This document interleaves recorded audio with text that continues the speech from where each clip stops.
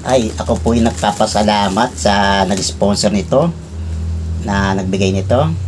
At first time ko po na makatanggap ng ganito. At sobrang appreciated ko po yung ginawa nyo po. Salamat din sa Acts 36 Person with Disability Online Ministry, at patuloy na gamitin kayo sa gawain ng Diyos sa buhay nyo po.